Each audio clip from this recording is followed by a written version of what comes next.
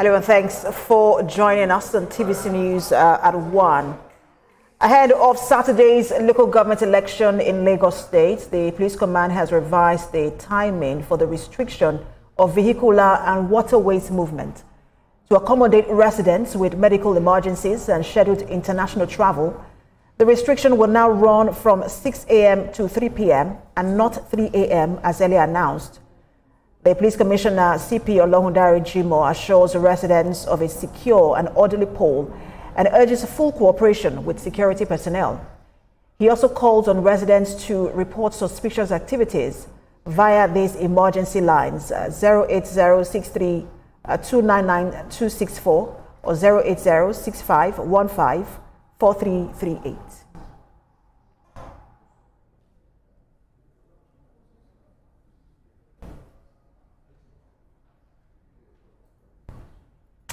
Let's expand further on this as we bring in public affairs analyst Femi Lawson. He joins me virtually. Good to have you join us.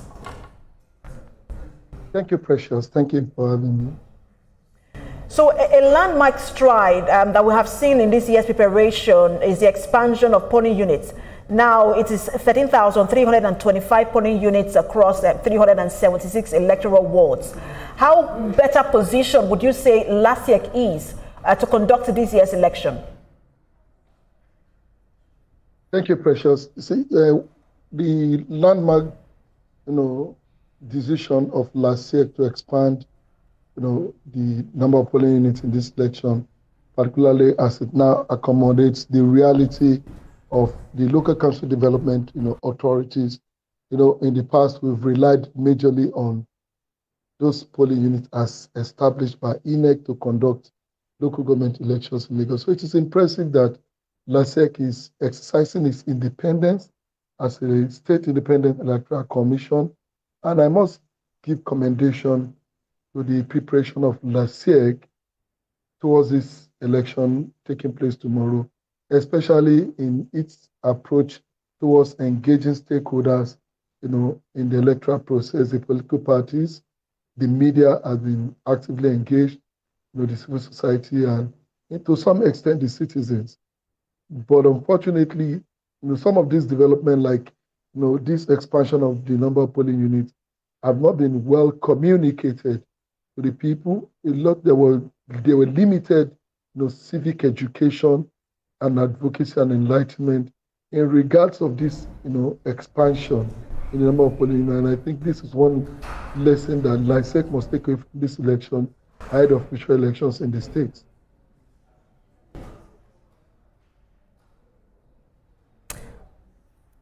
So in the last local government election, one of the things that we also saw was a very low voter turnout. It hovered at just around 11%.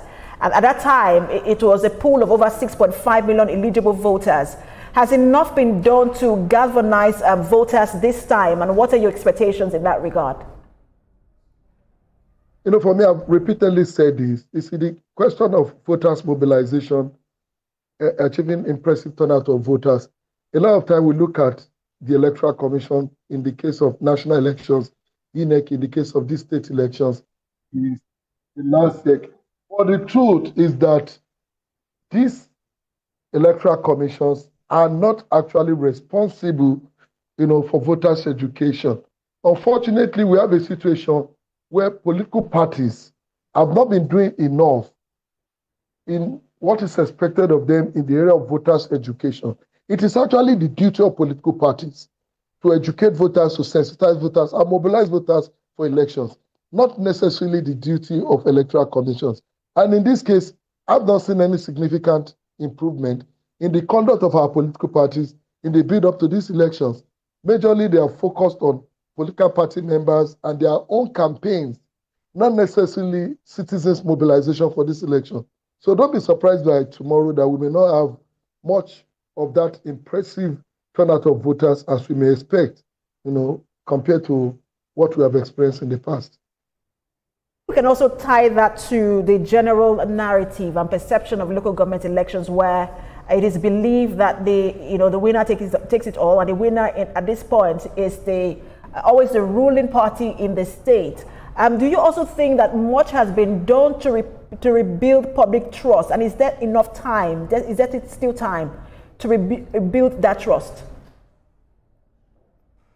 There have been time, but the complacency of our political parties is not helping.